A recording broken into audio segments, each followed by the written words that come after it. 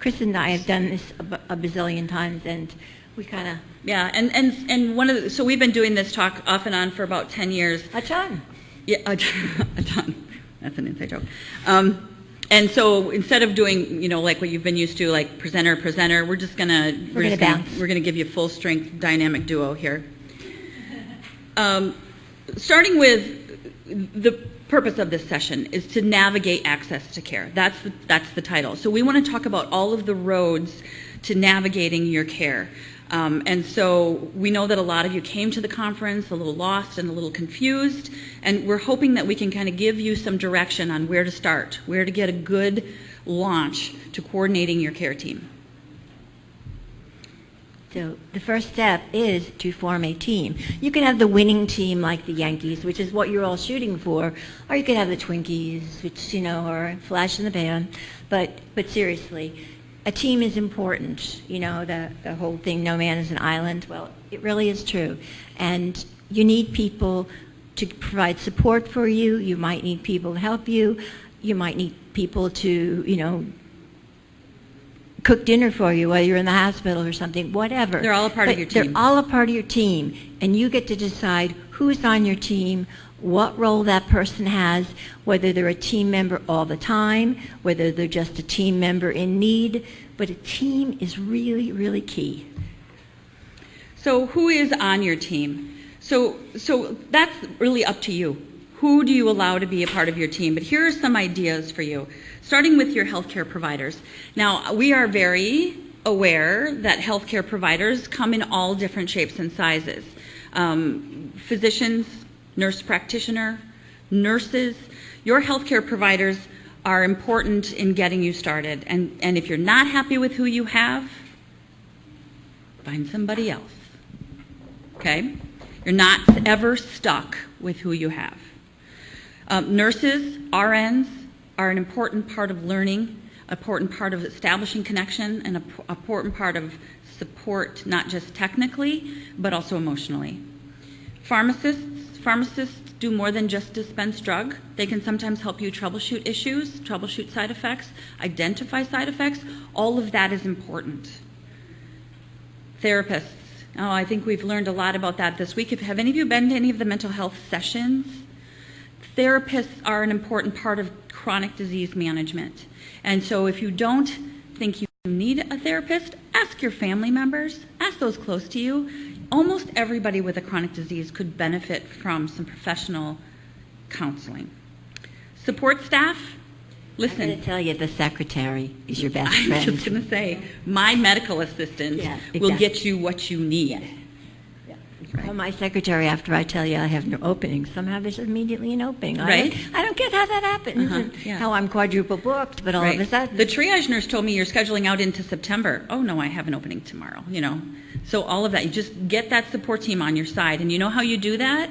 You treat them with kindness and respect and chocolate. Right. Social workers, especially school social workers. Anybody have any experience with working with school social workers? They can be an important link in keeping your student in school, connected to school, invested in school, and friend groups. And then this is a more recent ad for me. Your insurance company is on your team. They have to be. They are a necessary evil. So if you don't understand your insurance company players, then it's your responsibility to figure it out. Whether you call and get a liaison through the company that can help you navigate, or you work through your physician, nurse, infusion center office to learn about how your insurance is responsible for your therapy and how it's being paid out. And then, of course, last but certainly not least is your family and friends. So the size of your team, how it needs to be as big or as small as you want it to be. And as we said before, who's on it is up to you. But it's amazing to me how each of these different categories of people bring something to the table. I'm transplanting a little 3-year-old boy right now who unfortunately has a father who's unemployed and a mother who's not working because she's taking care of this critically ill little 3-year-old. Their only income was his disability payment. And when we admitted him to the hospital for a bone marrow transplant, they didn't have any income anymore. And that just blew me away. And I had a social worker and somebody who works specifically with the transplant population. All of a sudden, she had their rent paid. She got them a monthly check from somebody else. The Salvation Army chipped in and caught them. It was just, it blew me away. The resources that were out there that I had no clue about. And I always think that I'm pretty good at meeting people's needs. And you know, maybe I'm tooting my own horn here, but it's important that you know, I would never have known about any of this if I hadn't been like, oh my gosh, what am I going to do for this kiddo? Why don't you do the healthcare provider obligation, and I'll do the patient. All right. So we talked before about a provider and forming a relationship with a provider. So, you know, in a perfect world, if I asked you, what do you want from your person? Well, you want them to be available to you. You want them to listen to you.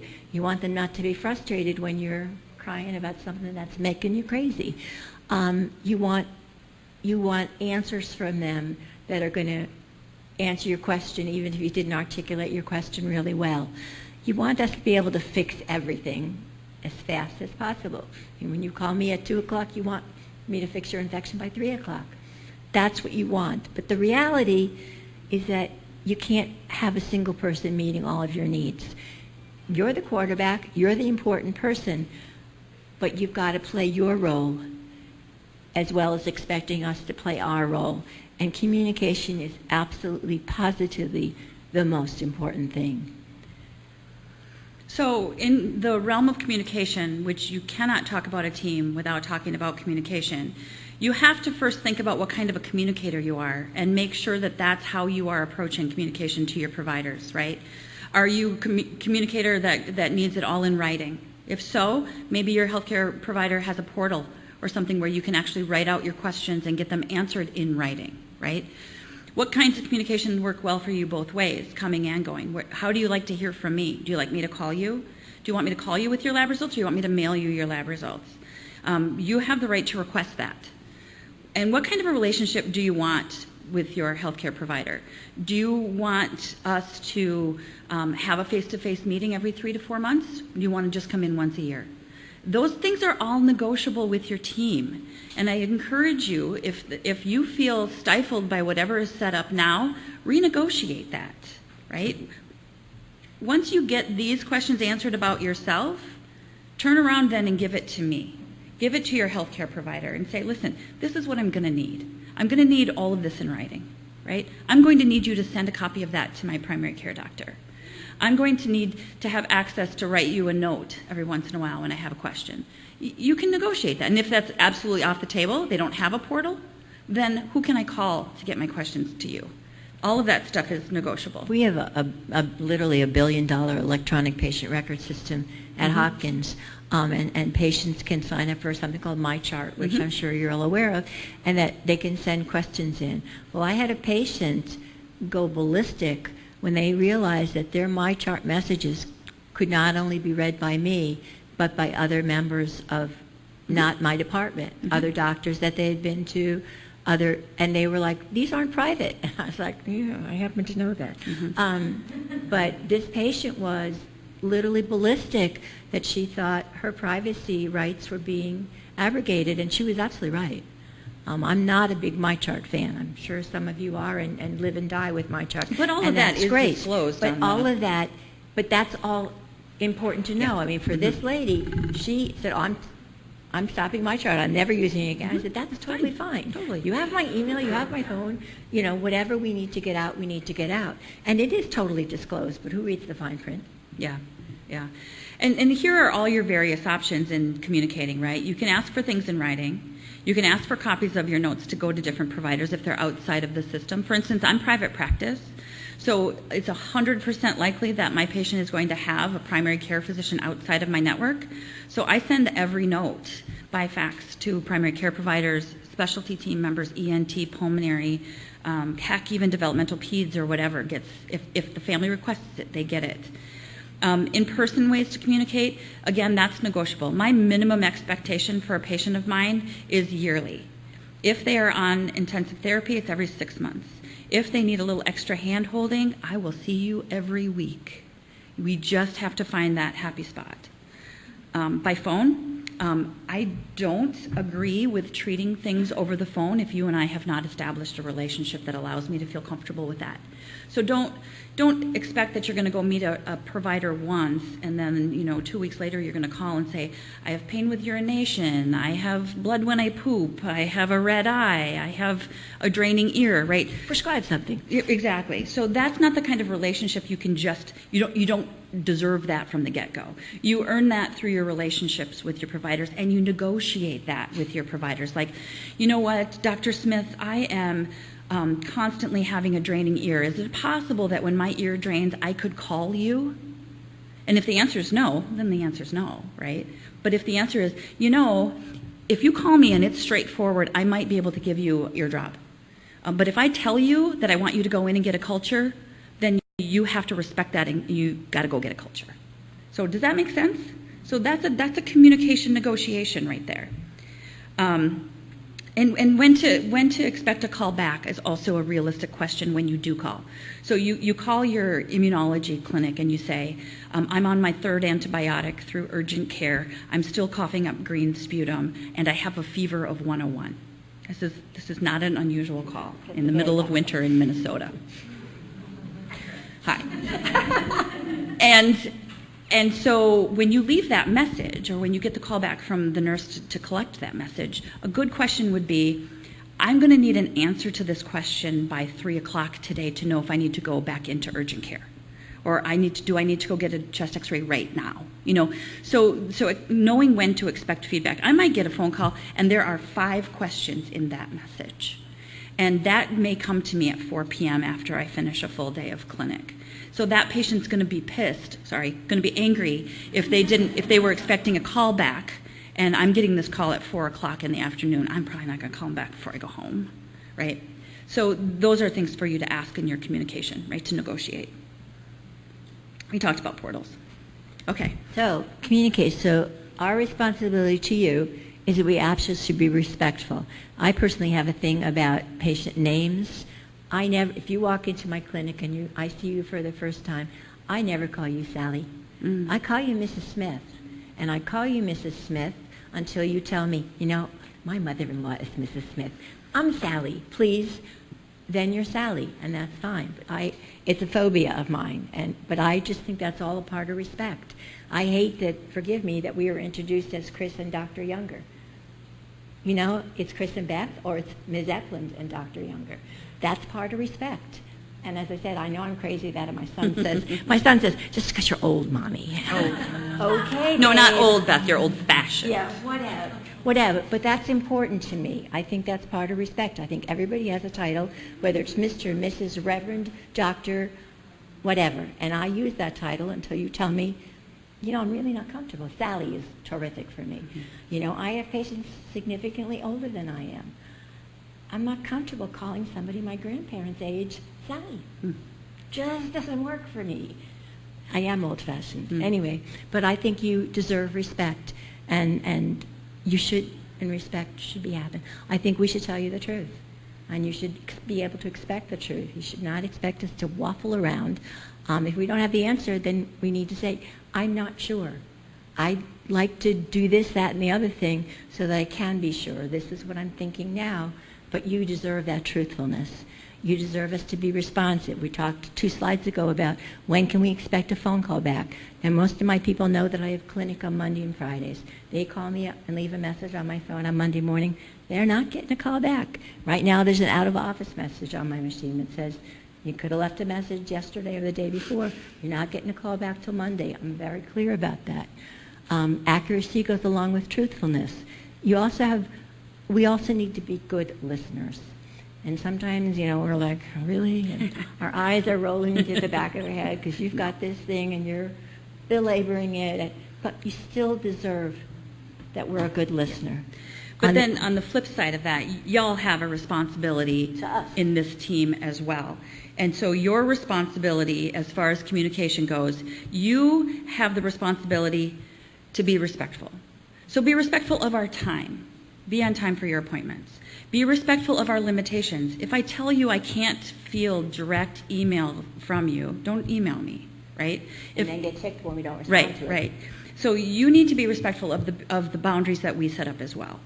You have the responsibility to be truthful. So if I am asking you a question about your overall health and I say, how many antibiotics have you used in the past 5 months? And you tell me I've used an antibiotic every week. I've been to urgent care 6 times. But that's not the truth, that you might be stretching the truth a little bit.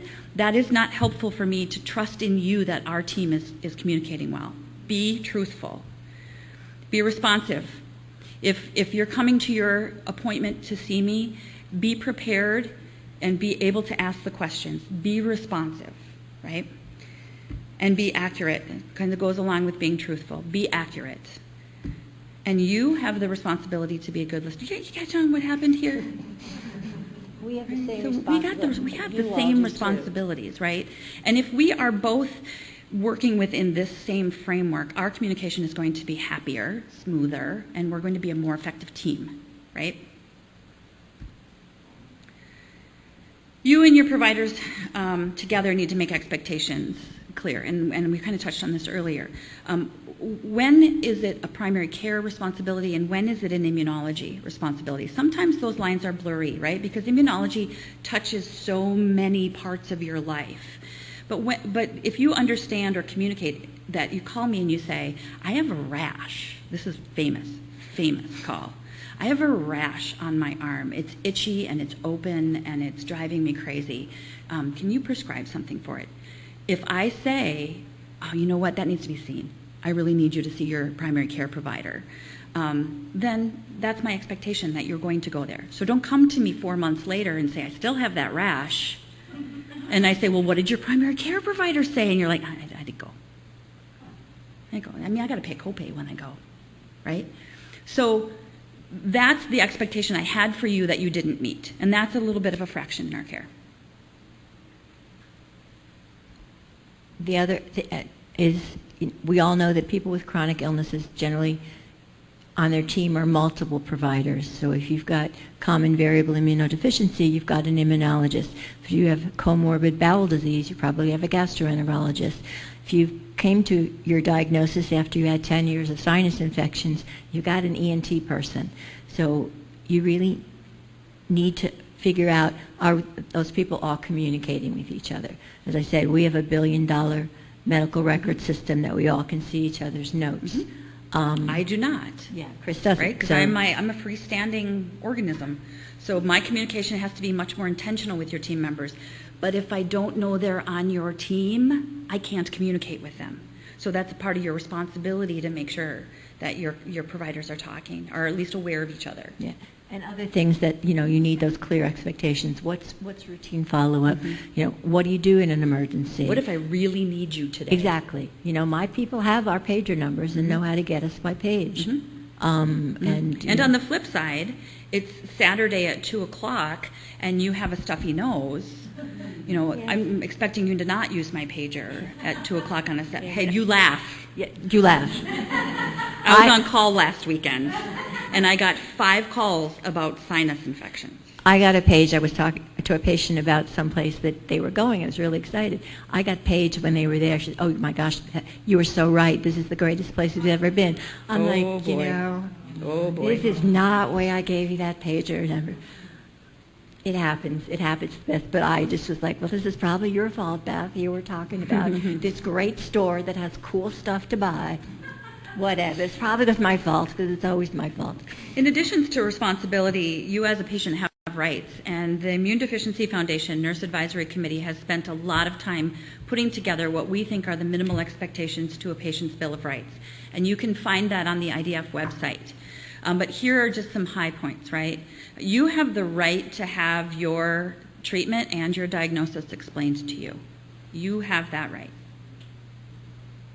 It's got to be so that you can understand it, though. Mm-hmm. And I always say, if I'm being too simplistic, let me know. I'm really not trying to talk down to you. I always say I'm going to talk to you like you're a second grader, right? I mean, I have a whole series of analogies that I use to describe things to people. I said, if this sounds silly, I'm sorry, but this is really a good way to explain it to you. But you have to be able to understand it.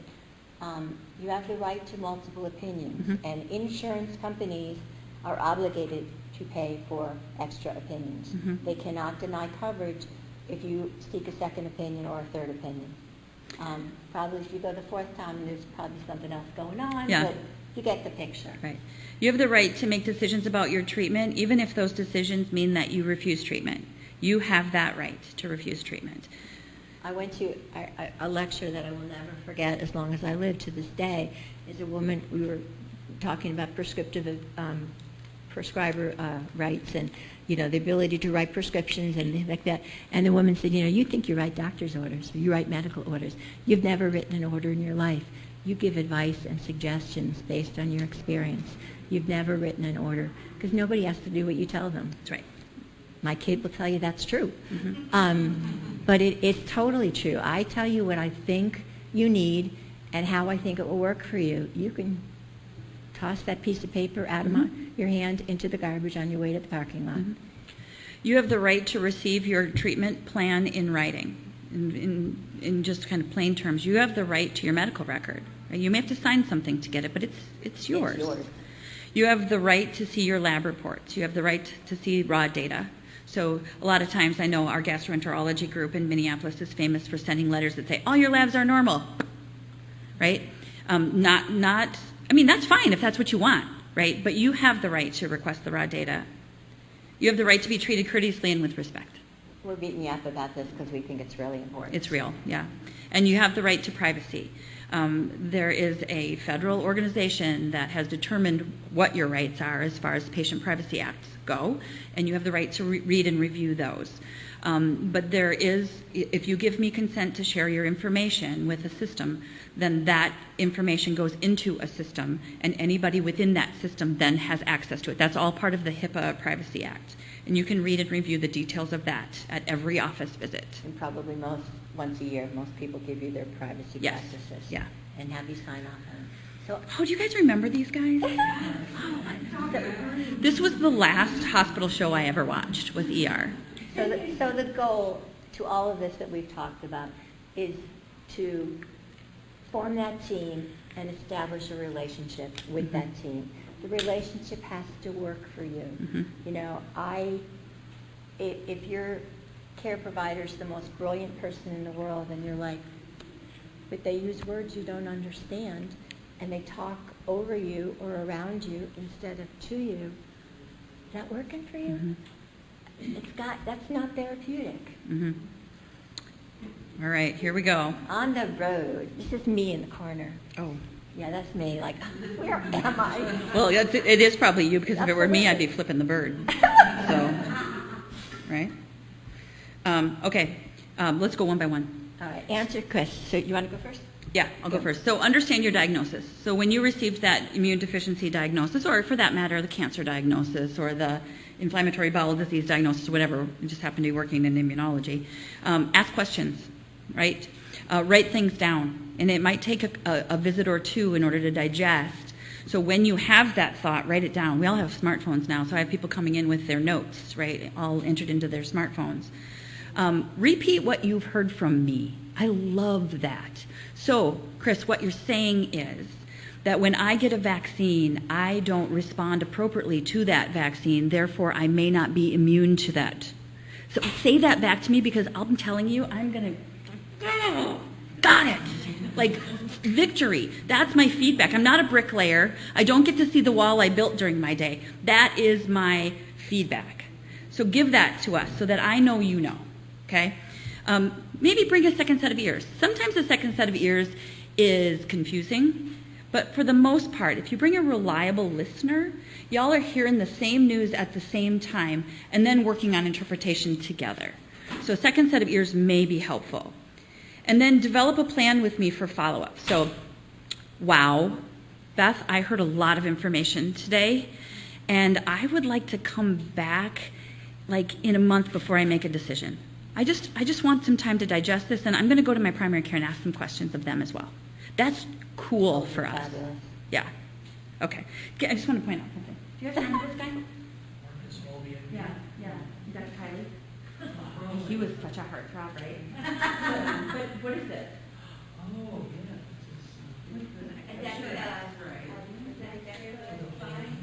This is an X-ray of a chest. He's got it upside down. They're examining the upside down thorax of their 4 patients. So, yeah. They probably weren't as great a doc as you thought there. I put this in all the time because I just love it so much. I love it so much.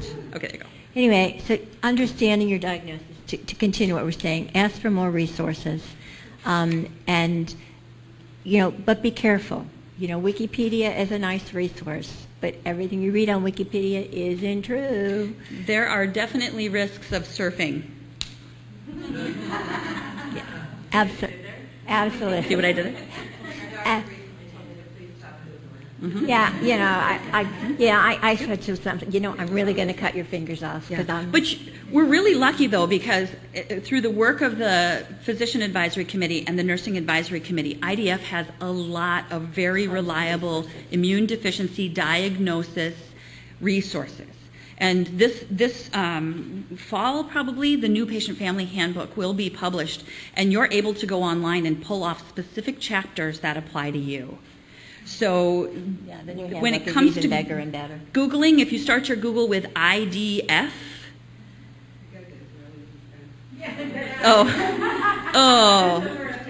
yeah, so primaryimmune.org. Yeah, I don't want the Israeli defense. Okay. All right, so thinking about a second opinion, where's the second opinion coming from?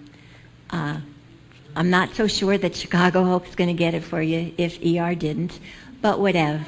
But why do you want another opinion? Do you not understand? You couldn't form a relationship with the provider? You didn't think that they gave you the answers that you thought you should have gotten? You really need to be clear why, so that you can get the appropriate answer. And what do you want from that opinion? Do you want to confirm your diagnosis? Do you want to, well, I'm not liking this diagnosis. I need to go to somebody who thinks that it's not legit. And options for treatment. I actually heard from a patient while I was here who was on a therapy, and I said, gee, why did you not think about therapy B instead of therapy A? I was never given that option, and I was like, whoa. Yeah. Not only should you heard about treatment B, but C and D as well. Yeah. And that just blew me out of the water. So you need to be very clear. Just picking somebody out of the Yellow Pages shows how old-fashioned I am. Yeah. The Yellow Pages or Yahoo or Yelp or whatever might not be. You've got to be clear what you want from another. So I had a third opinion consult last month in clinic who had been to Mayo for an opinion, had been to our Children's Hospital Immunology for an opinion, and came to me for a third opinion. Labs, of course, were done everywhere she went. And they were all the same. Go figure. They all looked the same. When she came to me, and I had labs from Mayo and I had labs from our Children's Hospital, and I had previewed them before I met her, and then got into the visit with her, and really what she wanted was immunoglobulin for a disease diagnosis, selective IgA deficiency. She didn't need immunoglobulin. But she had been out there Googling and reading about absent IgA, CVID, and just knew that immunoglobulin was going to make her constitutionally feel better. But she did not have CVID. And so all I did for 45 minutes was go over other people's lab results and to tell her why they did not represent CVID, right? And she was happy as a clam. All of a sudden, like, it all made sense to her that she didn't have CVID. And this fear and this weight that she'd been feeling that all these doctors were ignoring her CVID went away. So it was just a matter of considering her time, sitting down, face to face, explaining. Because what had happened before is that she got a letter that said all your results are normal. Right? She could clearly see on her lab results that her IgA was still absent. So what do you mean they're all normal? So that sort of communication is what was lacking. And so you may gain that from another opinion. Oh. Chris always puts these slides in, but this goes back to it. So you can choose it. Which one do you want? I like Mr. Really Smart, but it's McDreamy. Yeah, but McDreamy, man, you can look at that all day. So decisions about treatment. This is my particular soapbox, and Chris will knock me over if I beat on it too much. I don't think that anybody should make a decision for you. I think all decisions should be made collaboratively after everything's been talked out and everything's been understood. I don't live your life. I can tell you what I think could work, but you could say, no way, shape, or form is that ever going to work for me. Isn't there some way I can do la, la, la? Well, as a matter of fact, you can do la, la, la. I just never thought about it. My favorite question, and when this comes up, when we're to the decision-making part of treatment, my favorite question that I get from patients is, if I were your sister, if I were your mother, if I were your daughter, if I were your father, if I were your son, what would you recommend? And you should ask everybody that, and because it gives us pause for a minute and inserts us into the scenario. Like, really, what would I recommend? Like, you know, you need this therapy B. You know, let's go with therapy B, but let's customize it by B1 and B2, right? So that really makes the provider insert themselves into the scenario. But it goes back to what I was saying. Nobody gets to tell you what to do. Nobody gets to give you orders. Advice, suggestions, we really think this might be best given what you've explained to us, but we still don't get to give you orders. So let's do a scenario. So you end up at your provider and you get a diagnosis of hypogammaglobulinemia. That's your diagnosis, right? What are your options? Well, first you validate that you have more than hypogammaglobulinemia. You prove that you can't make antibody, because you can have a low IgG but still make antibody like nobody's business. Then you don't need gamma globulin. So you've taken it 2 steps. You've got hypogam and an impaired ability to respond to antigens, i.e. you can't make antibodies. So we recommend immunoglobulin. You've got choices about immunoglobulin. You can do IVIG. You can do sub-Q IG. Some people won't do gamma globulin if it's really edgy, and do what was called antibiotic prophylaxis. In other words, keep you on a small dose of some particular antibiotic that's going to take care of lots of infections, kind of what we call a broad spectrum. 4th option is no treatment at all. You have that option, right? That should be proposed to you. This is my slide, so I put this in. And Beth's like, you're going to talk about that. So because I'm private practice and because I do all of my own insurance claims and authorizations, I know a lot about insurance. And my big push for my patients is for you to understand this part of your team. So just because I say your hypogammaglobulinemia with specific antibody deficiency warrants IVIG therapy, I don't necessarily always get my way. Now, you need to understand that. I fight a lot of battles in the course of a day, so I usually get my way. And that happens at home also. That's because her kids don't live with her anymore. Empty nest. But you have to understand that the insurance provider does get a say in what they will and won't pay for. And there are medical policies that have to be abided by. You, as a subscriber to an insurance plan, have the right to review the medical policy for each plan, right? So when it comes to open enrollment, if you want to see the medical policy on IVIG for your Blue Cross Blue Shield plan, you can request that. And your HR should be able to get that, or you get it directly from Blue Cross Blue Shield. If you have a choice between the Health Partners plan or the Blue Cross Blue Shield plan, get the medical policy on both of them and read it. And if you don't understand it, call and ask questions about it. You have the right to understand what your insurance provider will and will not pay for. Understand in-network and out-of-network, right? Just because you think I'm a snazzy dresser and you want to come and see me in clinic, if I'm out of network, you're going to pay extra to come and see me. And that extra that you pay to come and see me as an out-of-network provider will not go against your deductible, which means it doesn't help you meet your deductible. So you have to comply with who's in your network and who's out of your network. But before you subscribe to a plan, you have the right to know what that network is. So you have to ask that question. Insurance companies have to publish their medical policies regarding the diagnosis and the treatment options.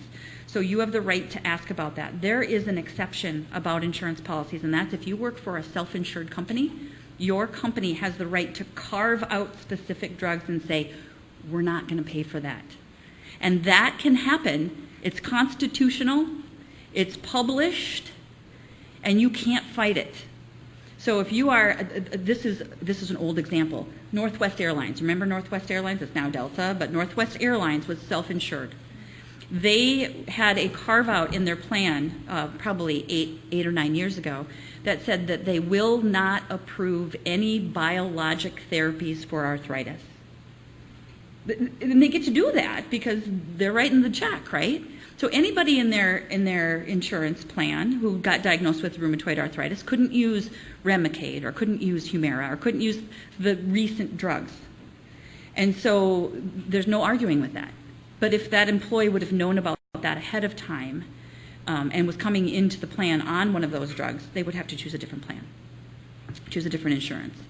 And you need to inform us. This is my biggest pet peeve.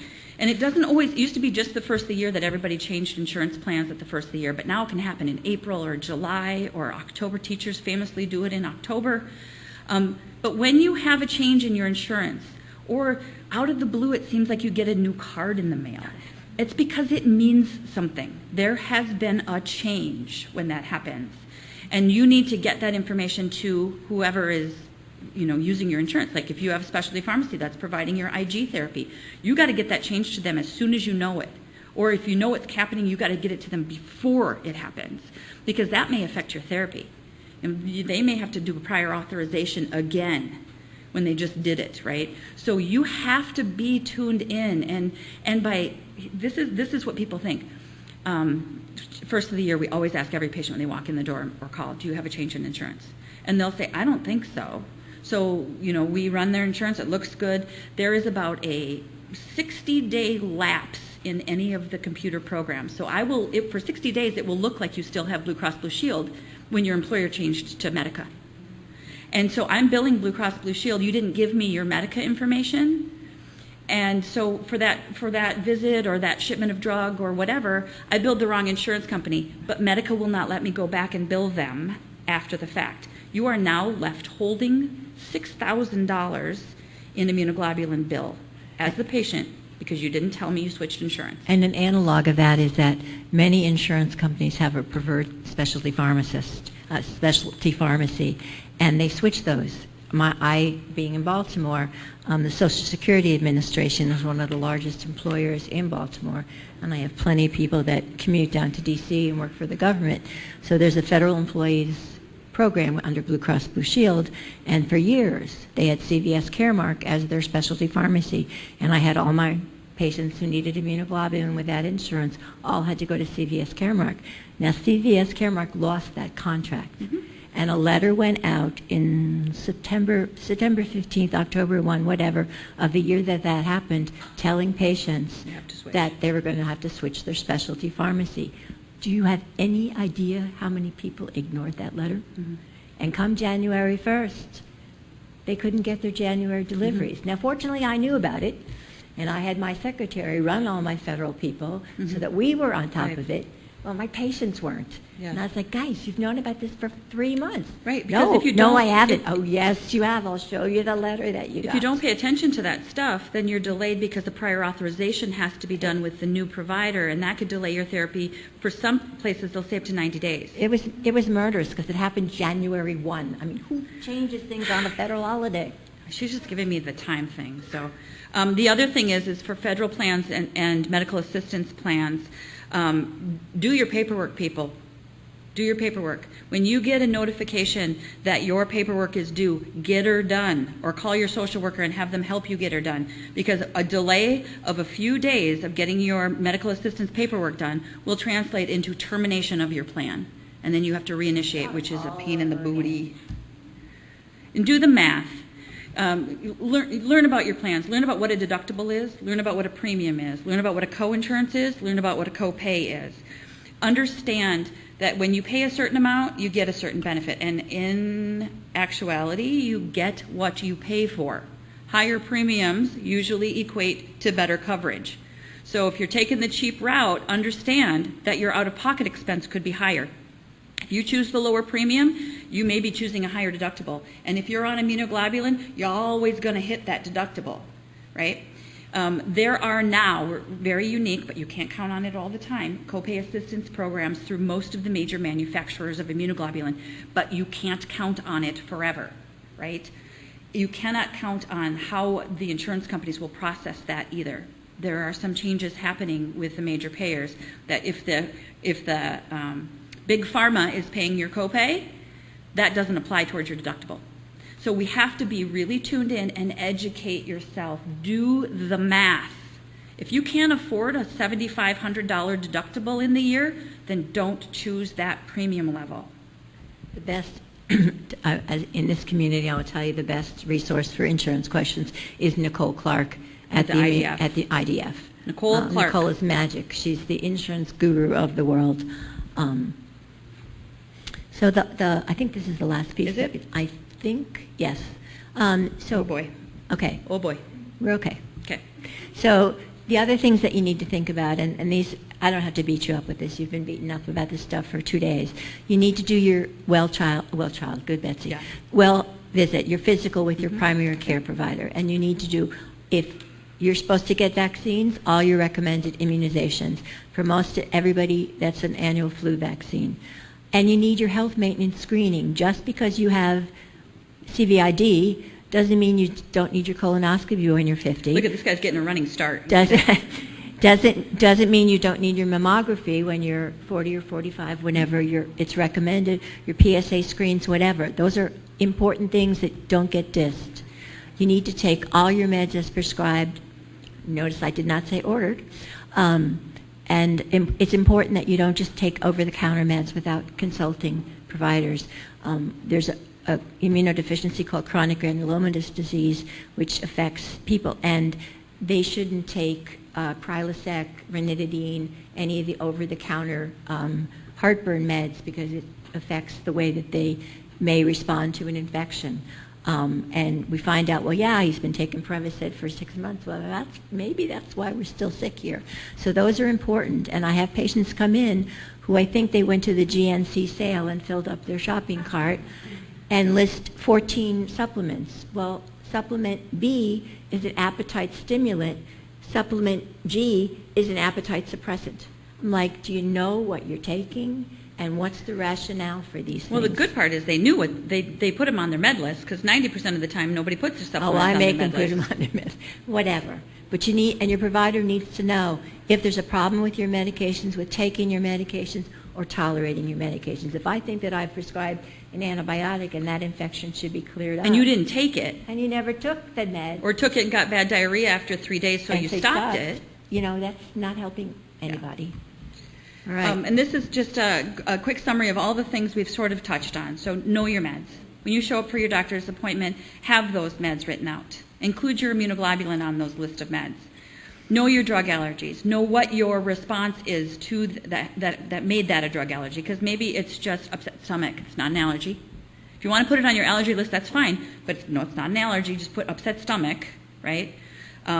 Keep this information with you so it's readily accessible. You go to the ER, you have your med list. You go to your primary care, you have your med list. Keep your records organized.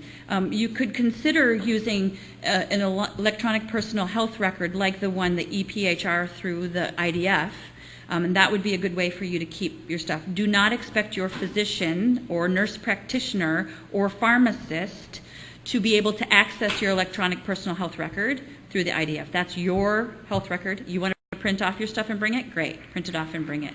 But find a spot to keep everything together. Consider a living will or an advance directive or power of attorney with your family, and discuss with your healthcare team who that is and what are your wishes for treatment. So here's our road. We've navigated all the ups and downs to this road to health, right? I like the pink car. We came in under budget.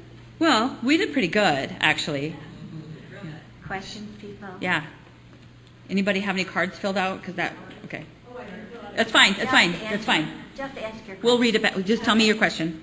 I was just wondering, at the first presentation, I think David mentioned, you know, the ER, the emergency room can be scary. Yep.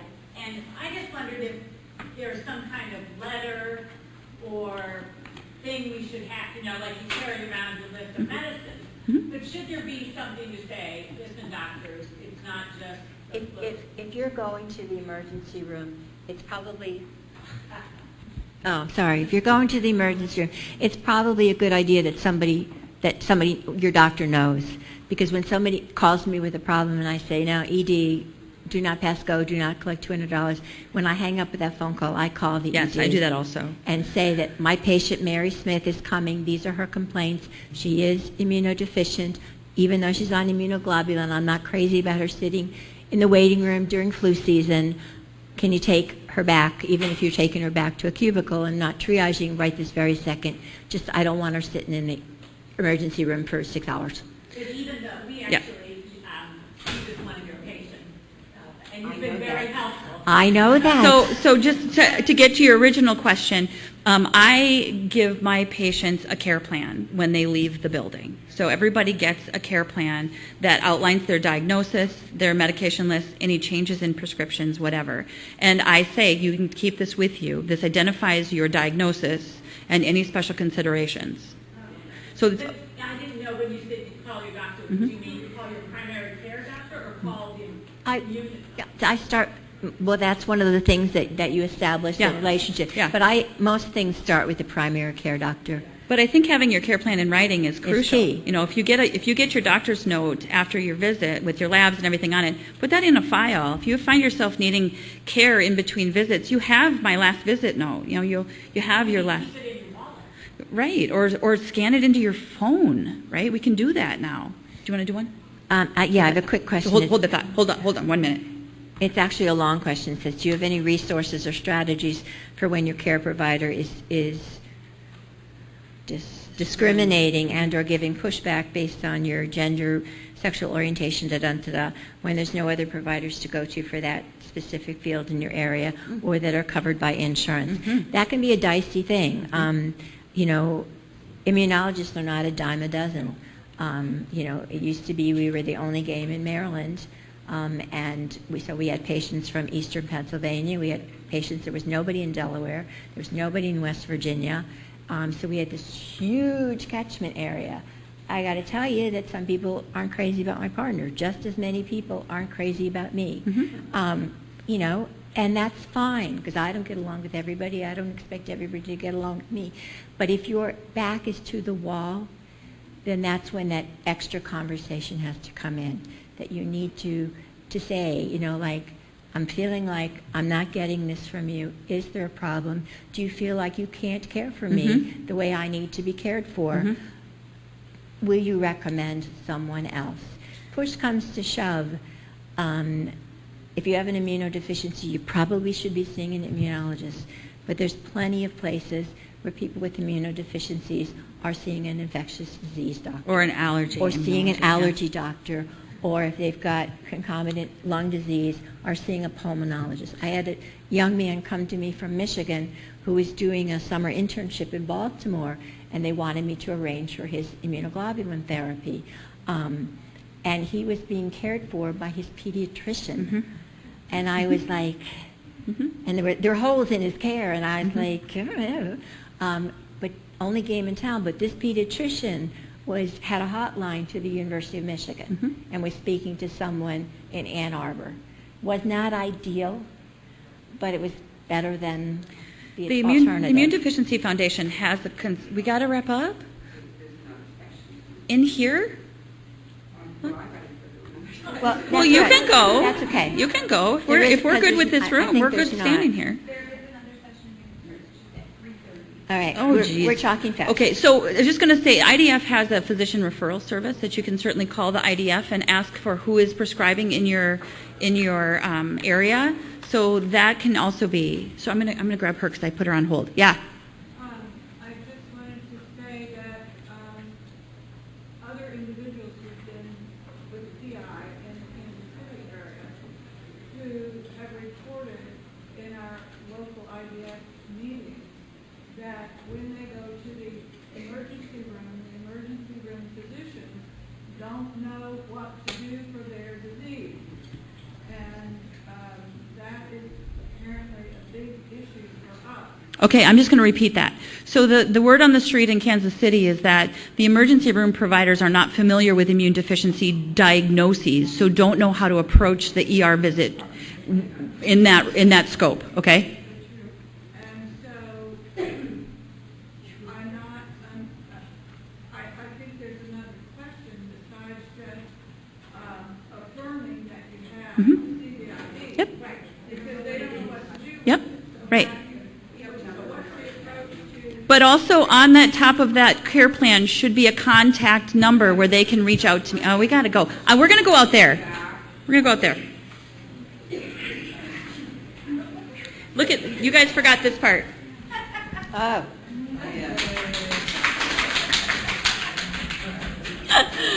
Just kidding. Sorry. Oh, you're totally fine. Oh, you're doing Nobody well. should ever assign Chris and Beth 45 minutes for a You did a great job. Thank you. I'm very sorry to try to you. Let's go out. Let's go out.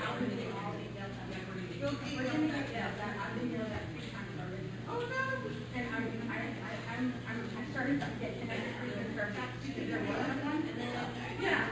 hey guys. So if you want to have a seat here, there's two more people that are supposed to be coming. So I need to, if you want to sit there, I'll sit here, and then I guess we'll have the other two sit on the other side, because I think there's 4 of us total. This is my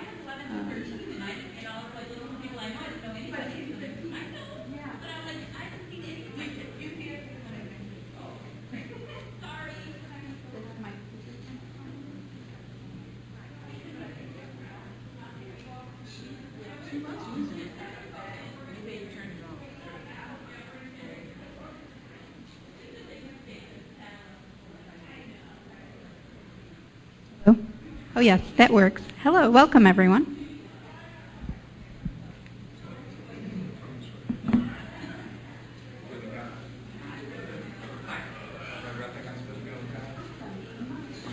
You want to have a seat over here? I can do that. We can come. Can you tell me a little bit about, just really briefly, I'm sorry I didn't reach out to beforehand. You are the father of Father a... and spouse of my son and daughter. Okay. Okay. How old are your children now? 4 and 3. Okay, great. Perfect. Thank you. Oh, they were dropped off. I got it. Thank you so much. No, I'm so sorry that you had to get them yourself, so I'm glad they were dropped off. Thank you. Here's a copy of this. And hello, are you also joining our panel? Amy Walsh. Me too. You wanted to have a seat, so they kind of separated us to 2 and 2. Okay. Are you, oh, you're just kind of going to help your staff. Yeah. That would be great. Yeah, that would be perfect. Thank you. Barbara, how old are your children now? Okay, so we all have young adult children. Actually, the youngest is 18. So that is also on our panel, and Jerry is an extra her son too. So we're this group is for parents of young children. So I think way back when. Yes, exactly. Thank you for helping. And I put this mic here just because Beth and I can stand and talk at the podium, but I just figured it'd be. Feel free to stand if you want to, but I have the table here, so I feel that works.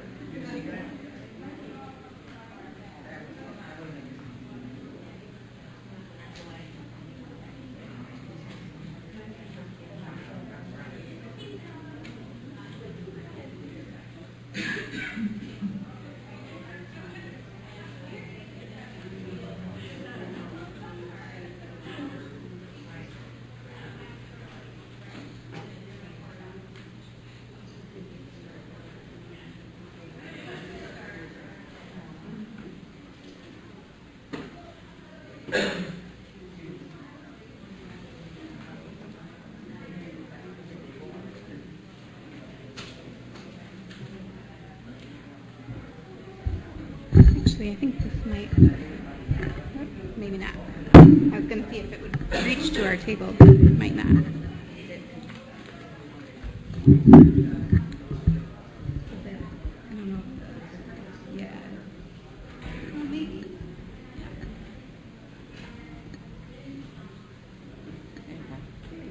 Hi all, welcome.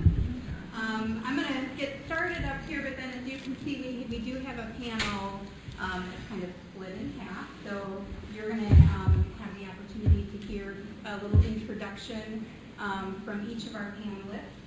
We'll start with sort of one general question, and then our hope is to throw it out to you all if you prefer. I think there are note cards to write down a question, or this can be a very casual atmosphere where you just sort of raise your hands and we can either bring you a microphone or feel free to shout out questions as well. So this is set the stage for parents of young children with PI. All of us on the panel are parents. We are going to tell you a little brief introduction about our children. But my name is Amy Walsh, to start with. I am a member of IDF's Board of Trustees and has been so, I lose track of time, I think since about 2010, so close to 10 years, not quite. I come from Illinois, and I trade, I'm a high school librarian, so that's my kind of real day job besides being a volunteer and an active member of the IDF community. I have a son who was diagnosed with RAD1 leaky skid when he was around the age of 4 or 5 years old. He was very sick from the time of infancy, and it took us a good 5 years to find a genetic diagnosis for him. He did have a bone marrow transplant at the age of 6, and he is currently 18 years old. He just graduated high school and is heading away to college in the fall. So we're very excited about that. He is currently, despite having a bone marrow transplant, he is still currently receiving IG therapy, so he does that sub-Q. He also takes some prophylactic antibiotics and some other things as needed as they pop up, but otherwise is managing his health pretty well. So I'm going to first let the rest of our panelists introduce themselves, and then, as I said, we'll start with one question and then open it up to you all to ask whatever it is you're wondering. Okay. My name is Yvette Shorten. I'm also a member of the IDF board. I've been a member with IDF since 1986, actually, but I've only been on the board since, I think, 2013, I think. And the reason I'm involved with IDF and have been for so many years, I had 3 sons born with SCID. 2 was born in the early 70s when there was not much knowledge of how to treat this patients other than perfectly matched bone marrow transplants. So I lost 2 boys, and as I wear them on my little badge here, I have Dedrick. He was born in 1972. He passed away at 7 months. He was diagnosed at 2 months, and they placed him inside of the bubble for his protection. But as you know, with SCIDs, severe combined immunodeficiency, patients cannot even breathe the air because there's airborne disease. So he was placed inside at 2 months. 5 months later, he passed away. I really, just being very young, was not truly comprehending exactly when they said 50% of your pregnancy, you know, every pregnancy there's a 50% chance of the boy, because it's X-linked, being affected. So the next boy was born in 1975, and he also had SCID. He passed away at 9 months. Years later, I gave birth to a daughter who was perfectly healthy, and within 2 years, another boy was born, which is Jerry, and he also had SCID. But at this time, Noelle, my daughter, was the perfect match for him, so he received his transplant at 2 weeks of age. So we see the earlier the diagnosis and treatment, the better the outcome. He is 32 years old today. He's also here. He's a very advocate. He's all in of helping and spreading awareness and talking with the teens and the young kids of his journey with SCID. I am off with my field. I'm a program coordinator for leadership development training. I'm totally off from education. It's for law enforcement. So and I live in Texas. And I think that's it.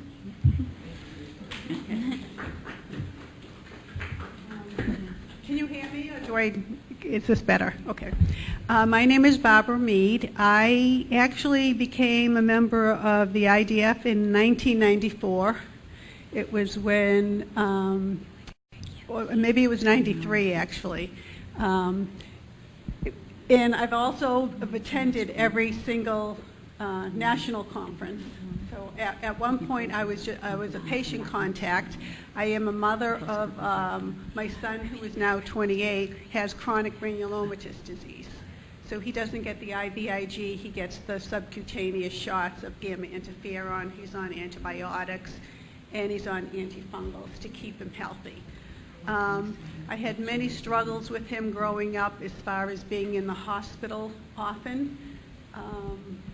Although he's doing very well now, and I have years of experience to share, or any questions you have about what it's like to have a child with a primary immunodeficiency. Thank you. My name's Roger Brock. I have a son and a daughter who have CVID, as well as my wife, Colleen, who also works for the IDF. She came on board with the IDF as a volunteer back when Adam was diagnosed at 6 months. We were, I guess, lucky that we had a physician that Adam was diagnosed while he was in the hospital with aspiration pneumonia. He just wasn't getting healthy quickly enough for the doctor, and his standard operating procedure was to run an immune profile on him, and he came back that he pretty much didn't have anything. He said, let's wait for 6 months for his immune system to kick in, and we got a call while we were visiting Pennsylvania, and they said, you need to get to Duke University now. So we talked with Dr. Buckley. She looked at him, and in every question she asked, it was no, he doesn't have rashes. No, he doesn't do this. And she goes, are you sure? Because this kid looked like a little Tonka truck. And she goes, you mind if I draw another blood profile? I'm like, please, go ahead. And she come in the room shaking her head going, he doesn't have anything. And at first she thought he had skids. Luckily he didn't. Luckily he just had CVID. And so we knew to look for it with my daughter, we treated her with antibiotics for the first 8 years or so, and then she just started getting sick more often. So they put her on, obviously she was diagnosed with CVID as well, and we started treatment with her. So yeah, this ain't our first rodeo, so to speak. So we've got a lot of knowledge and how we handled things along the way. So if you don't have to reinvent the wheel, let's not do that. Thank you. So Yvette and I have decided that we can't see this side of the room because of the podium, so we're going to pull our chairs in front of the screen, and I think if I shut can we turn the projector off just so it's not on there? Yeah, just so we don't have a presentation, so I can just press this. Will it take too long to go on for the next session? Or can I just tap it? Is there a tap? Okay. Put a piece of paper in front of it? Can I do that? Or we'll go through the paper. I think on the left one. There you go. Perfect. So I think we're just going to pull our chair over. That way we can see everybody. And we can pass the one microphone. But the next thing we wanted to share with you is just what we found to be maybe the biggest challenge with our child when they were growing up, when they were very young, and then how we faced that, or how we overcame that challenge. And my biggest challenge, I think, and maybe some of you can agree with this, would be the pathway to diagnosis. So we have seen many specialists before he actually received the diagnosis, and felt we were just being treated almost for his symptoms and not necessarily somebody that was looking for what was causing those symptoms. And the way that I feel like I faced that challenge was just never stopping. So knowing as a parent that your gut is usually right, and to keep asking questions, to keep advocating, seek second opinions. It's okay to seek a third or a fourth opinion if you have to, And since you've already found IDF, I didn't find IDF until sort of after some of that journey had happened, but once I did find them, using all of the resources that they had also to try to find the best care for my son. Well, one of the challenges, although my son had a pregnant match transplant, he still did not receive enough killer cells, so he would still get ill. And one of the challenges that I found, even after the transplant, where the doctors used the word cure, he is well now. He develops meningitis. And when his pediatrician told me, for days, day after day, I was in his office. I'm like, something is really wrong with him. And he said, you're just an overprotective mom. You just need to go home. He's cured. He's had his transplant. And I'm watching him deteriorate. So I went into the hospital myself, just took him, but we needed referrals. You know how the insurance is. You need a referral to get somewhere. So I just decided to go to the hospital, back to Texas Children myself. And he did. He had meningitis. And it spent at least almost 4 weeks in the hospital again. So as Amy said, I think you have to be your child's advocate and you have to stay on top of everything. The doctors mean well, we know that, but you have to advocate for your child and pay attention to every illness and do what you feel. Don't let things go, well, this is what the physician said. In many ways, I think I'm going to piggyback on what you've both said as far as trusting your gut and being a good advocate, and then trying to keep life as normal as possible for your child when there's so many things they can't do. They have to take all these medications. They feel crappy sometimes. But trying to keep the home life normal, and that's been a big challenge. I think, like they said, I think the biggest challenge has been dealing with the medical profession because they look at these kids. They don't look sick. How many times have we heard this? We've taken Emily to the hospital before, and she's got a cough. Take some cough medicine, she'll be fine. Well, the next day she has bronchitis and then pneumonia. So you do have to be an advocate for your kids and say, look, these guys are going to crash. She's going to crash hard, and it's going to happen quickly. And they just don't get it. They don't deal with these kids enough to understand how quickly they'll go downhill. And we all know it's going to happen. Just because they have a fever, you can't just give them Tylenol and it's going to go away. You got to treat them aggressively, and you got to do it consistently. So I think the biggest stumbling block has been the medical profession. Going through school even, we thought that school was going to be a big issue for us, and we have heard horror stories from other parents that when their kids get into the middle school and high school where they have to start taking more responsibility for their schoolwork and everything else. The way we approached it, and I guess we were just in a really good school district, and they were open and willing to listen to us, and they took what we said to heart. We took a lot of information from the IDF, the booklets and everything, brought them into the school, sat down with the school nurse and the teachers every year and said, look, this is what they have, this is how we deal with it. We're not asking for special treatment. We just need to know if the flu's going around, let us know. We'll take our kid out of school because they're going to miss more school if they get sick than if we just take them out of school for a couple of days until it passes. So things like that has been our biggest challenge, is dealing with medical personnel than more so than the school system. Okay, now it's time for all of you. So if anybody has a question, something maybe that you're dealing with, or you've seen with your own children, and you kind of want to put it up to the panelists here to share their experiences. Yeah. Go. I assume everybody's children have 504? Yes. Yes. What kind of things did you guys have on the 504? So with my son, we actually did not get a 504 until he was entering middle school. And that's only because when he was younger, we live in a small town, and so everybody knows everybody else's business, and most of our teachers were really great at communicating, and all I had to do was say, hey, this is what we need, and they would do it. However, once it's a K-8 school, so he didn't leave school in middle school or go to a different building in middle school, but the high school he would be attending has more people than our town in it. So he went to a high school with close to 4,000 students in it, which is very big.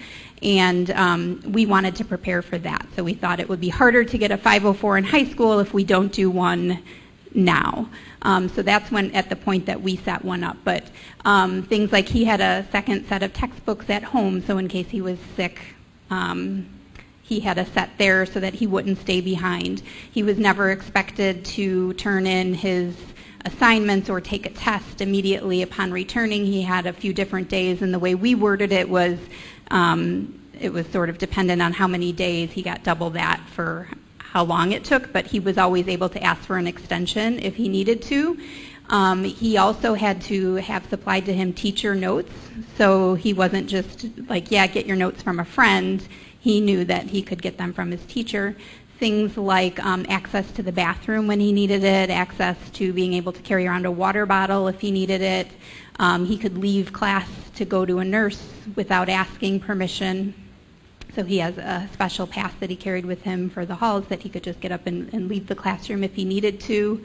What I found now, which is not the small child stage, but we're taking that 504 even and using it, submitting it now that he's going away to college for their 504s are sort of different in college, but it's an sort of a disability accommodation that we can submit through student services, so that also absences aren't counted against him at the university level. So if you don't have a 504, it would definitely, I would consider talking to your school about getting one. Does everybody here know what a 504 is or understand the difference between a 504 and an IEP? Anybody want an explanation of it, or be shy? Okay, so usually a 504 is set up for chronic health conditions. So it may not be that your student needs special services within the school, but they just may need some adjustments to their academic learning. So, they may not need a special education teacher, for example, but they may need that extra time or time from a bathroom, or, as I said, passes for bathrooms and things like that. So usually a 504 is set up if a student has a health need. And our school nurse was the lead on my son's 504. So when we had a meeting, just like you would have an IEP meeting, there was a 504 plan meeting to put that together with a team of some administrator, the school nurse, and some teachers in his school. And then after it was decided on, everybody signed it, then it's submitted to every teacher that he's going to have so that they understand what his needs are. And as a parent, you have the right to request a 504. So some schools will not tell you about it. And as a parent, sometimes if there's a school nurse, they'll bring it up with you. But as a parent, you have a right to say you want a 504. Also, my son and daughter both swam competitively. So we put that in there that if they miss school, they're still allowed to go to and attend practice and or swim meets or whatever that is. So just because normally if you miss school, you can't not participate in the activity. If it's in the 504, they can. And our doctor told them that he wrote a special letter saying that they need that for their mental health. So. And how did you indoor pool? Yes. And how did your children handle that? We got told to the indoor pool situation. We're also a swimming family. Yeah. We're a whole lot of just silence. Literally nothing else. She is pneumonia once, but she's all signs and factors. Yeah.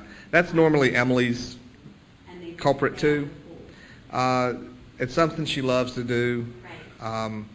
And Dr. Buckley, when she first diagnosed Adam, she looked at us and said, this disease will control you or you can control it. Are we going to let her go swimming in the lake? Nope. In the river? Nope. Pool, a little bit more controlled, a little less. Would that be okay for an outdoor pool, not be okay for an indoor pool? They swam both. A high school obviously is indoor. They're in there for a minute if they're swimming nicely, less than a minute. So it is what it is. For her health, for her mental health, it was worth it. And you just have to gauge it for yourself. I mean, that's a personal choice that you have to make. Can I just add one thing about the plan? So, I have a plan for my daughter with CPNP. She's elementary school. One additional thing that we have put on the plan is that if there's a communicable disease identified in school, they notify it. If the one stays home, they send it to the home. She's not coming back to the school until the RTC is clear, wiped out, everything is taken care of. Now, did you ever have a problem with them saying, we can't tell you on other people's business? So the thing is, no, I call the Department of Health, they're supposed to tell you if there's something communicable. You don't want to know that person's personal identification of who the child is. But you just tell me what's happening. Okay. I took that one step further with mine and actually said that because he's relatively comfortable with things, that he needed to be in a room with all vaccinated kids. Okay. And they were like, well, we can't tell you he's not vaccinated. That wasn't my question at all. The children that are in his space and he shares a classroom with need to be vaccinated. Okay. And so the teachers were able, the school accommodated by having teachers switch places instead of the kids. And so it was never an issue. Yeah, and go along with that, the school nurse keeps the track. In the plan we mentioned, keep a list of the children in school who are not vaccinated. And my Isabella on the top of that list, although she gets the vaccine she can, with this condition, that if she's not vaccinated. So she's on the top of his list along with those few kids, constantly monitor and look and see. And for those of you who haven't picked this up, I'm sure there's hopefully still some left at the table. This is a great resource. It's put out by IDF. It's a school guide for students with primary immunodeficiency.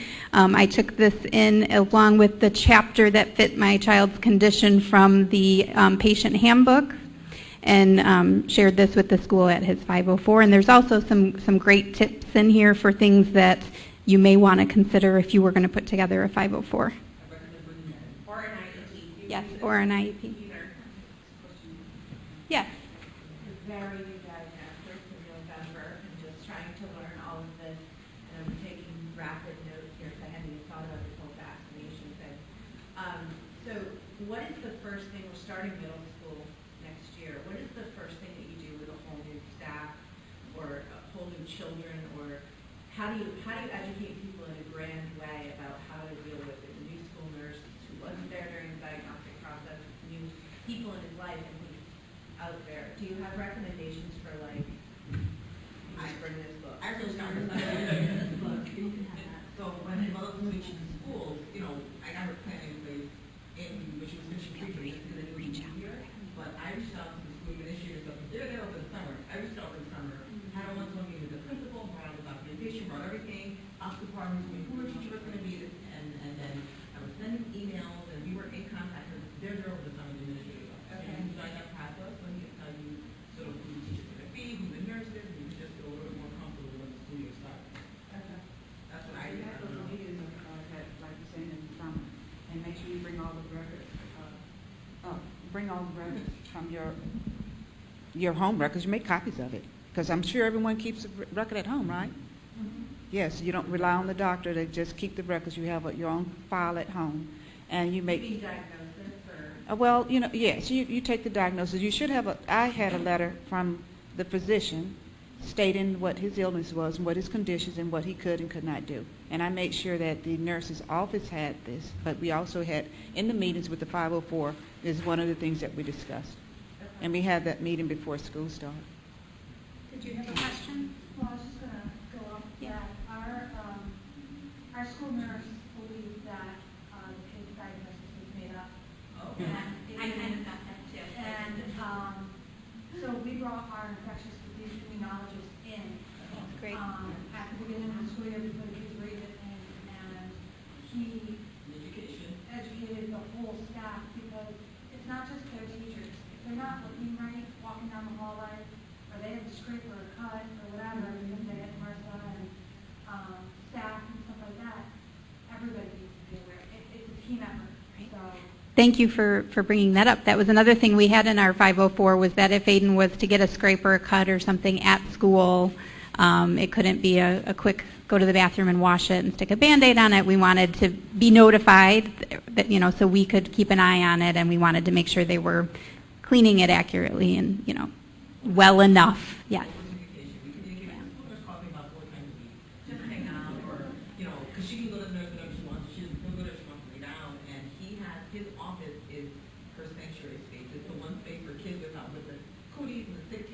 So that's her area, and that's where she goes, and she writes colors, and she can lay down just because it's germ-free. But over communication, she didn't feel good today, she had a little headache. Okay, well, she's great for me, but first thing is, she's fine, but what happened now? She was doing flips in the playground, and some kids, she got cake, and I go, okay, I'll, make note of that or whatever. But over communication, and I say, like they said in the other session, be friendly and nice. So, although it's new to you and you're scared and you want to be overprotective, be super nice and just go in. I went in with the mindset that they don't know as much about this as I didn't know anything, so they don't know anything. And if I think about it, the pediatrician didn't really know much, so how can I expect the school administrators and the teachers to know as much? So I go in and I'm super nice and I play this down card, and because you don't want to insult people either. And then just re-educate and work collaboratively. Over communication, email, they have this cool app where we text and we call. I wanted to. You don't have to sign the 504 back then. You can bring it home, you can go over it, and then sign it, send it back in. So if you're worried about any of the wording or anything that's wrong, because once you sign it, it's a legal document that everybody has to follow. So don't be rushed to signing it. Just bring it home, go over it, and then send it back in. Something else that I wanted to say is it's never too early to educate your child, to tell them what they have and why they can't do certain things.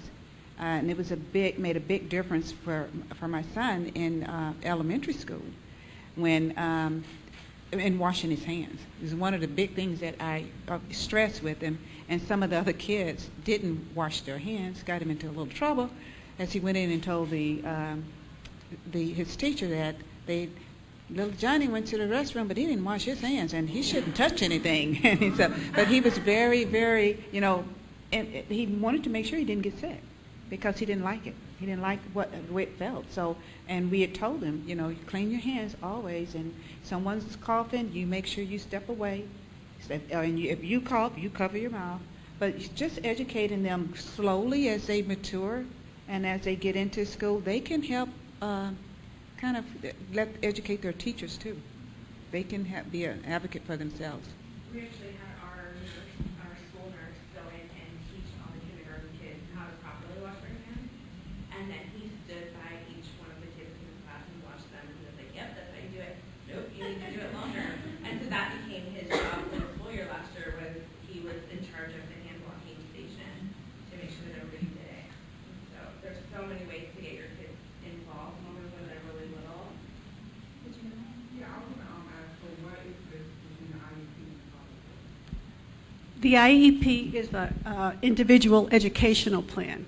So if your child has maybe some type of trouble reading or learning the subject matter, they have accommodations for the child around their educational plan. The 504 is a medical plan. They can be two. You can have a 504 part of an IEP. Okay?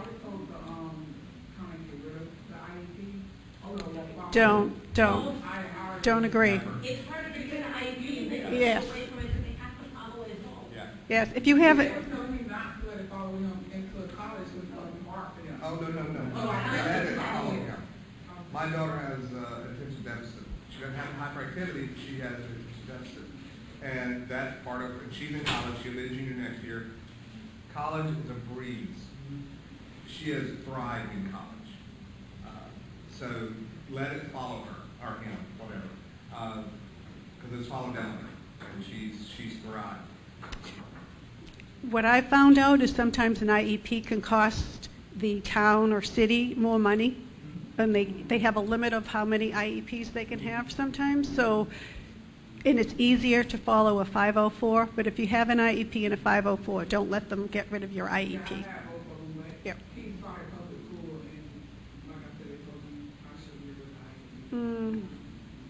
I was told that as well, and I regret. Yeah, I was told to get rid of it, the IEP, which I did, thinking that it was the right thing, and I regret that. So I would say don't. And I just want to add, I'm a retired school nurse, so I've had many parents come to me, and the more information you can give your school nurse, the better off your child will be. So, and they love that because they're not experts. Immune deficiencies are so rare in schools. You might have one or two. So the more information you can bring, and now you can, email nurses, and you don't always have to go in there. So it's, be the school nurse's best friend. I think for our children, sometimes your key point person at that school is going to be your school nurse often. So make a good relationship with your school's nurse. Remember nurses league and always,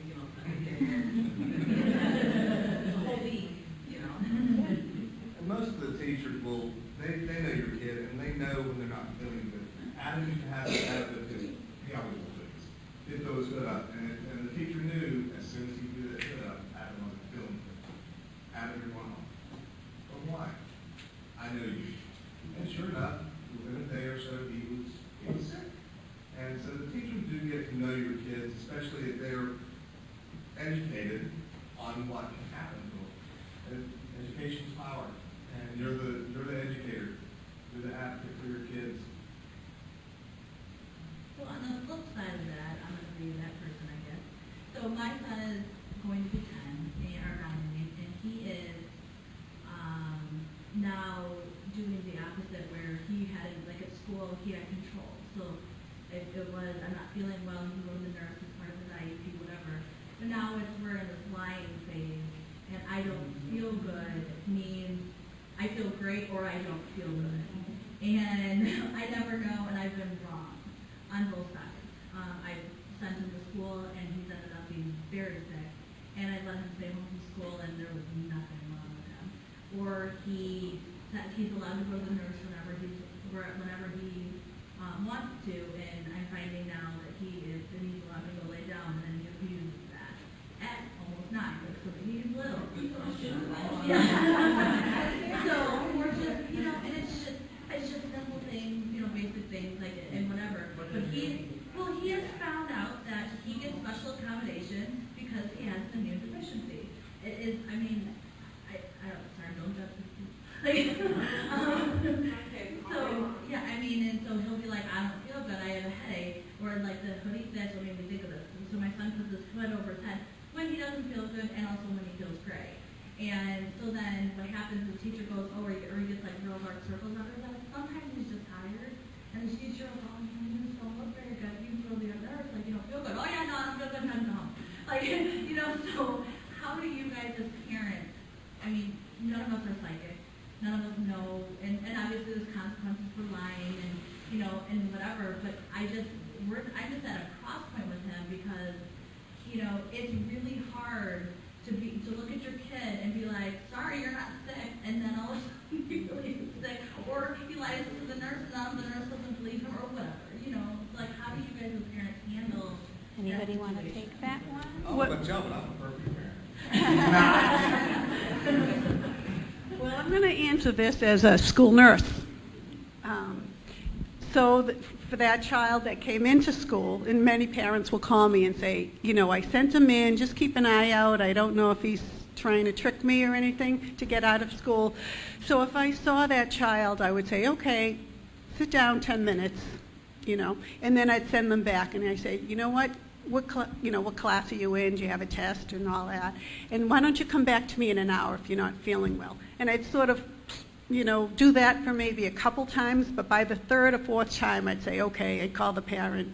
He probably needs to go home. And my son would be back every time. And that's probably normal, as you said, as well.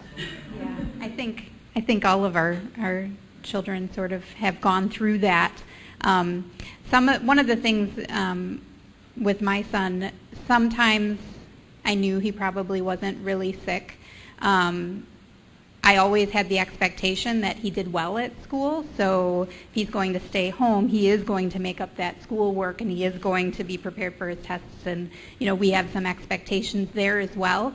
And sometimes I think they needed a break. You know, I feel like although he did probably come home sometimes when he wasn't sick, I think sometimes, you know, he was tired, or it's just their bodies sometimes need just a break, a day to not have to, you know, they're working hard to stay healthy, so my brain needs a rest from having to think about some of those other things too. So if you spend a day at home and then you spend double the homework over the next few days and that's your choice, then that's what happened. But I do think sometimes those are phases, and as long as you're sort of adamant that he's keeping up on what he needs to keep up with.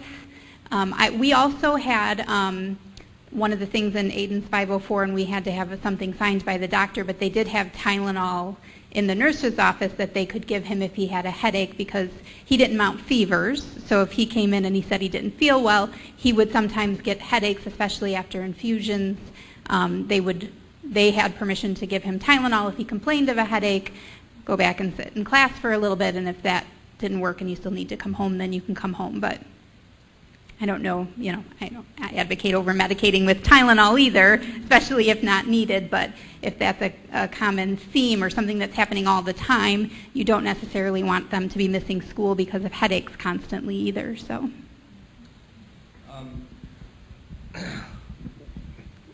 I guess we were just lucky. Adam or Emily, neither one really milked it because they knew that mom and dad didn't play that game. But if they came home, they were both very active in school as far as extracurricular activity. If they came home from school, you're not going to practice. You're not going to the game. You're not participating if you come home from school like that. I get it if you're out sick, you've been sick for a while, but you're recuperating. Yeah, that's different. But if you're just trying to get out of something, and like she said, you don't get out of the work. You still don't get out of the work. You still got to do it. So they learn real quick, just because they're getting out of classroom, they're not getting out of school. So you kind of looked at it that way. You're not going to be perfect. You're not going to be right every time. Big deal. They're still going to grow up. Okay? Don't beat yourself up over that. Don't worry about losing the little battles. It's the big battles we worry about. You know, for my son, it's just the opposite. He did not want anyone to know he was ill. No one in school could know that he was sick. So if he would have 102 fever, and until the teacher touched him and said, "You sick?" "No, I'm fine, I'm fine." He didn't want anyone to ever know that he had ill pain. So it was actually IVF that brought that out of him to where when he came to the first conference where he finally decided starting to admit and take in that something was wrong. But he just didn't want to admit it, so he would go to school sick. And I felt terrible when I should have picked up on it. I should have known he was sick. So we had just the opposite. Yeah. We cut electronic. That's how we kind of use it. Like, oh, not feeling all right, well, no iPad today for sick. And if she's like, oh, okay, then she's sick, but then we get a little pushback that I'm like, get dressed to go to school.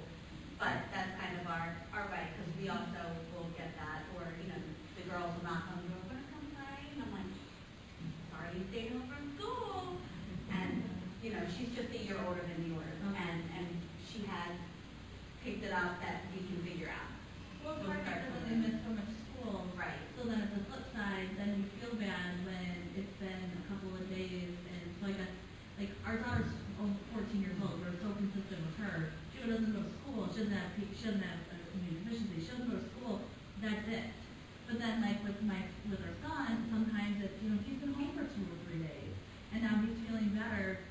Friend comes to the door, and then we're like, I feel so guilty. So then I let him go play.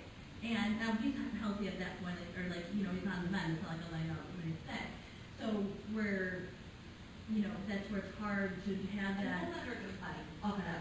If she's been home but like when you're saying you can't tell if he's baking or not. Right. That's usually when I say, okay, well, if you're going to stay home, you're not going to be on your iPad at all. Right. But if she is really sick, that's how we know she's really sick. Going back to Title IV, really quick, I take a currently policy class, and I just recently learned actually that, so we have 2 children who are CBA, and sometimes they're scared to go to school because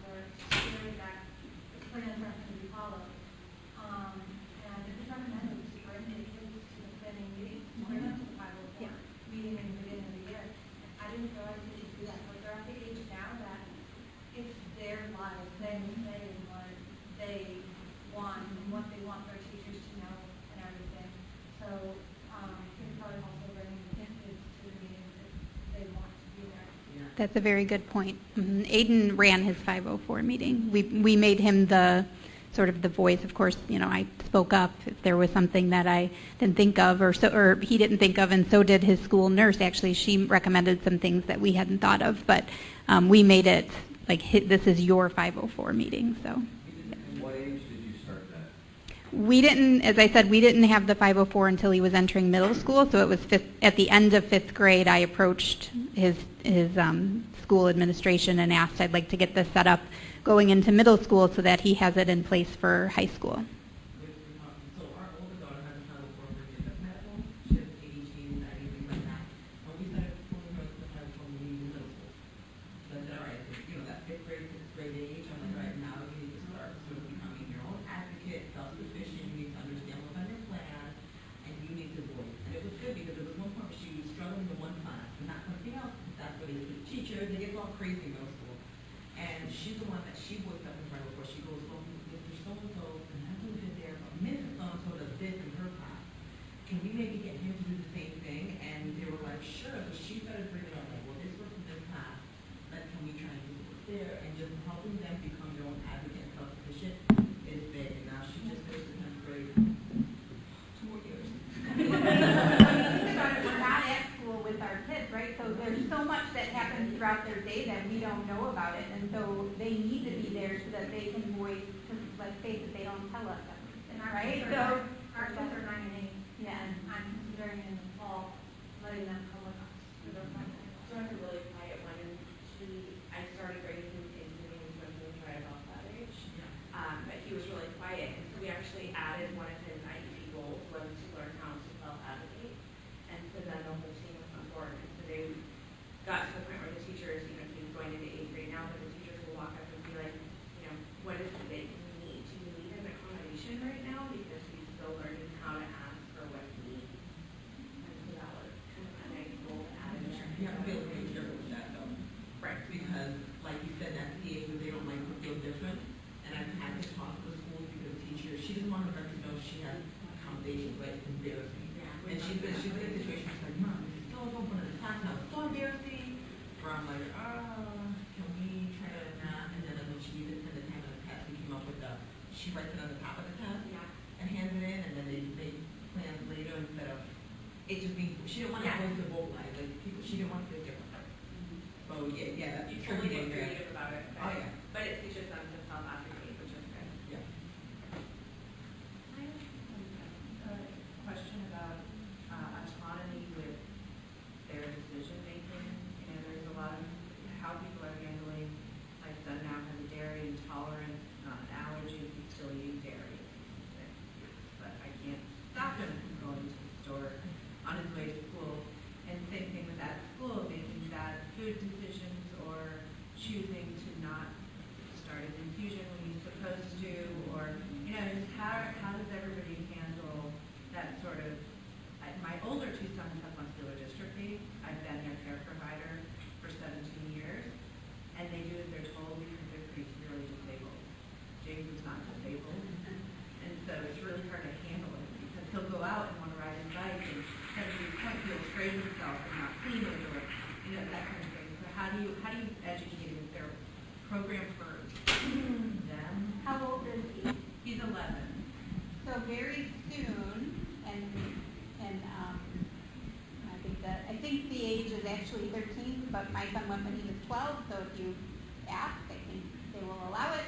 The IDF has a program called Teen Escape. Yeah, I was just getting ready to say that. I highly recommend the Teen So they do Escape. some medical stuff there? Teen Escape is only for patients.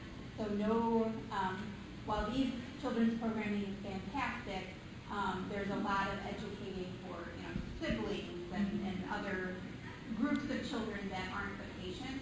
Only patients can go to a Teen Escape, and really the focus of the Teen Escape is peer-to-peer support. So having that, like, this is another person my age doing this, but also helping them self-advocate and understanding their condition and transitioning them to adulthood from between their teenage years. So. Some of that stuff is, like she said, the peer-to-peer stuff, they get in there and, trust me, they badmouth you.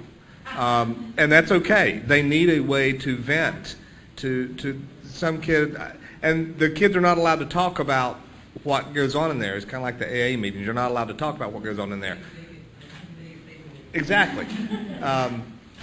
But, you know, it's good for them to hear what happens. Like, I know one kid didn't want to take his medication, and they started talking about, well, I stopped and this is what happened, and they realized, well, I don't want to do that now.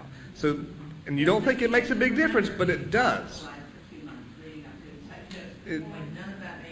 It clicks after a while. It'll click after a while. I mean, my son was taken off his IVIG for a while because Dr. Ock said, we think he might start doing something here. Worst mistake we ever made, but I mean, his thyroid shut down, his spleen was enlarged. I mean, he started crying when he found out he did not have a brain tumor because he wanted something to nail his hat on to say, this is what's making me feel so bad. He would never miss his IVIG right now. And neither will my daughter because she saw what he went through. But that peer-to-peer stuff does help a lot. It may not click right away, but eventually it will catch up to him, and it really does help.